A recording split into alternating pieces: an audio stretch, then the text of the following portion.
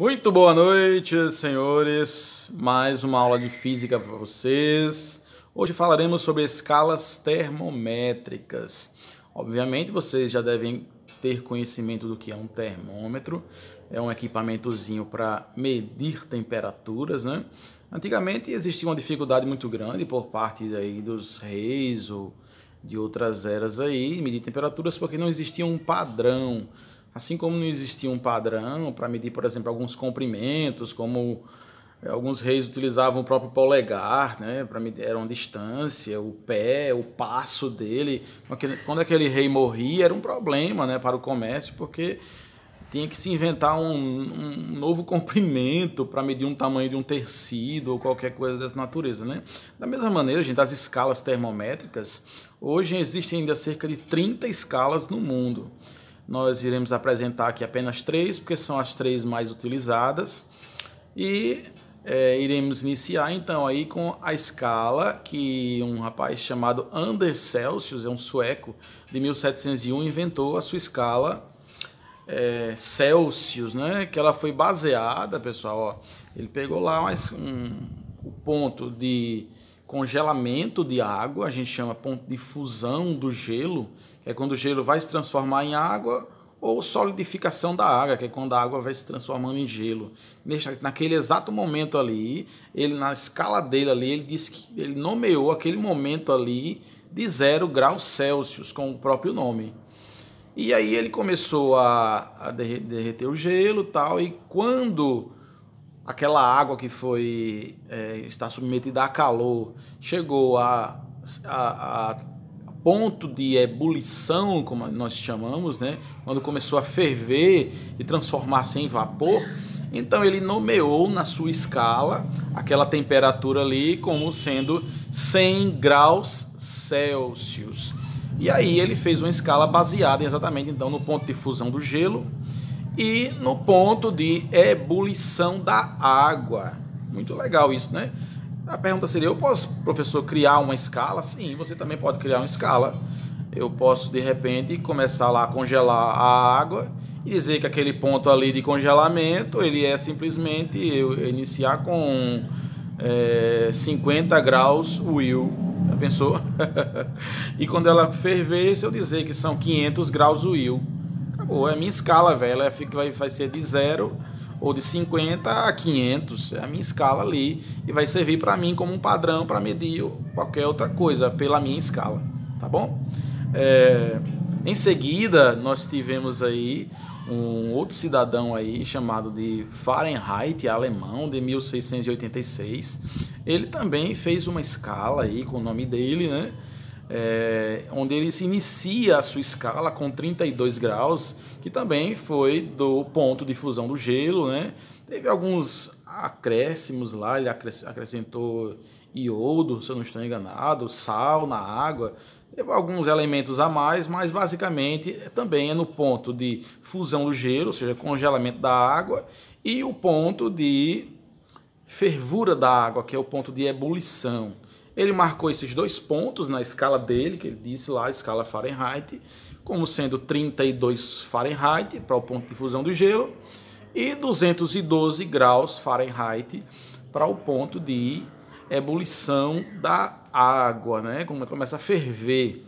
Tudo isso, gente, a gente tem que pensar que é a 1 atm, né? Que é a pressão normal a nível do mar, né? Porque assim, nós estamos aqui a nível do mar. Se você subir numa montanha, num local mais alto que o nível do mar, o ponto de fervura da água e o ponto de congelamento do gelo não vão obedecer essa mesma escalazinha, vai ser uma temperatura diferente lá. Se você for marcar lá em cima, provavelmente será uma outra temperatura. Então, a 1 atm, que é a pressão normal, né, a nível do mar, né?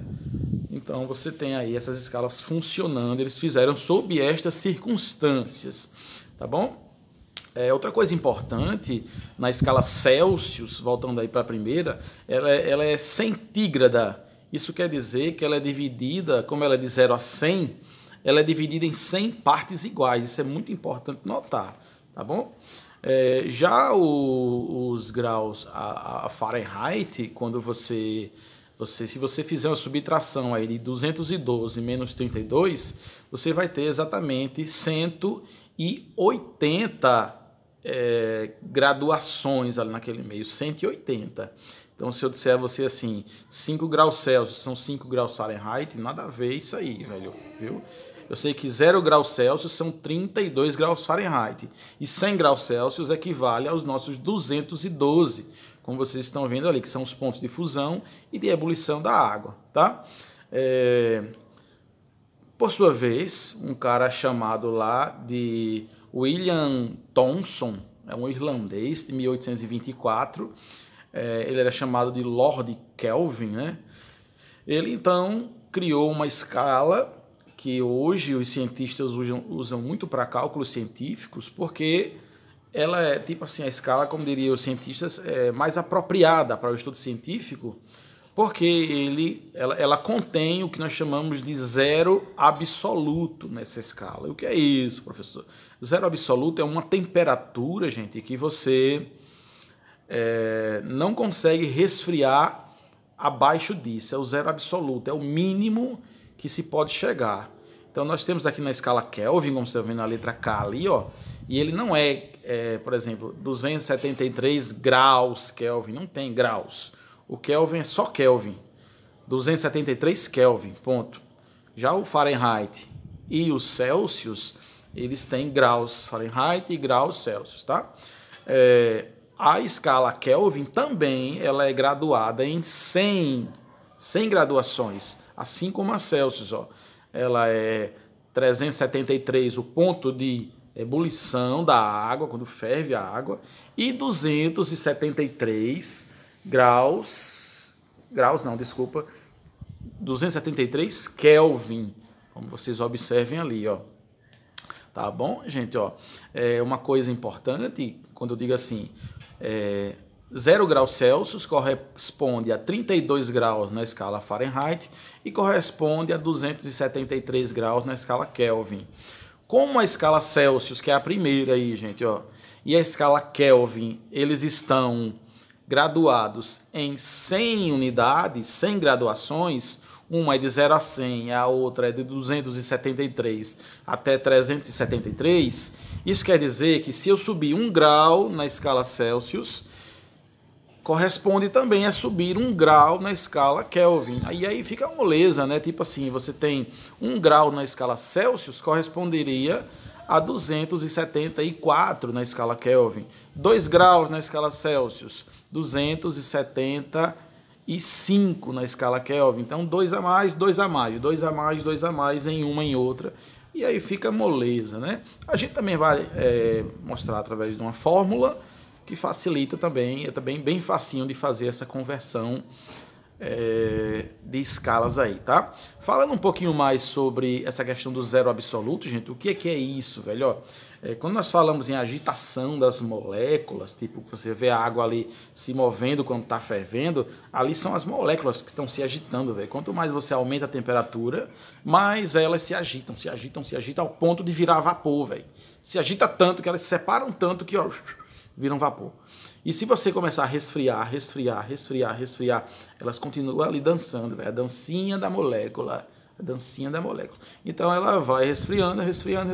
Chega um momento que elas estão tão frias que elas chegam ao que nós chamamos de zero absoluto, que seria o estado de resfriamento máximo e se reduziria também ao congelamento das moléculas. Elas não conseguem mais se mover, não existe mais movimentação das moléculas, tá bom? Só para você ter noção, quando você congela o embrião, ele fica ali a 160 graus negativos Celsius, 160. A gente vai ver em relação aos Celsius quanto isso corresponderia daqui a pouquinho, viu? Deixa eu adiantar aqui. Desculpa, eu disse 160, é 196 graus Celsius, o ponto de congelamento. Aí está mostrando aí os modelos de termômetros, ó. Aquele primeiro termômetro ali em cima, Ele é um termômetrozinho digital, né, que você coloca lá na boca da criança ou coloca na axila da criança e aí ele vai medir digitalmente a temperatura. Este outro termômetro aqui, ó, que foi descoberto justamente pelo tal do Fahrenheit, é o termômetro de mercúrio. Mercúrio é um líquido, né, que ele fica ali dentro, né, e ele tem uma fácil dilatação. Então ele percebeu lá nos experimentos dele que com mercúrio, né, quando você aumentava, ele ia subindo, subindo, e ele foi marcando, e ele percebeu que a temperatura dele ali marcou os pontos lá e descobriu o termômetro. O difícil é fazer o termômetro, né? Fácil foi criar a escala. Agora fazer o termômetro foi o mais complicado e ele fez, foi o garoto prodígio aí que fez nosso termômetro. Esse outro tipo de termômetro, que é um termômetro a laser, que ele mede aí exatamente a quantidade de radiação que tem na nossa pele e tal, e consegue determinar a temperatura. É muito interessante também esse termômetro a laser, que aí você mede distante, né? Não precisa chegar perto, você já consegue medir a temperatura de uma pessoa, tá bom? Nesses 3 modelos aí, ó, eu coloquei o Kelvin, o primeiro, ali em vermelho, o Celsius em azul e o Fahrenheit em terceiro.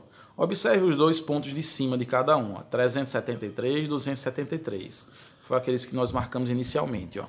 Na escala Celsius, 100 e 0, né, que são os pontos de fusão e ebulição, né? Alta escala, 212 e 32. 32 o ponto de fusão do gelo, congelamento, né? 212 o ponto de ebulição da água, tá bom? Eu só quis mostrar com esses 3 termômetros aí, ó, a quanto corresponderia o zero absoluto, ou seja, o estado de congelamento máximo de qualquer substância que está na escala Kelvin em 0 graus Kelvin. Observe ali, ó. Então, ele corresponderia na escala Celsius a menos 273 graus, né? Como nós falamos anteriormente, no slide anterior, menos 196 graus é o estado que eles congelam o embrião, que é muito frio, velho. Agora, você imagina menos 273, né? Este seria o estado de menor ou de zerar o movimento das moléculas, menos 273 graus Celsius. Bom, é muito frio, né? E em Fahrenheit, isso corresponderia a menos 459 graus Fahrenheit, é o nosso zero absoluto. Tá ali do lado. Vocês apreciem aí, tá bom?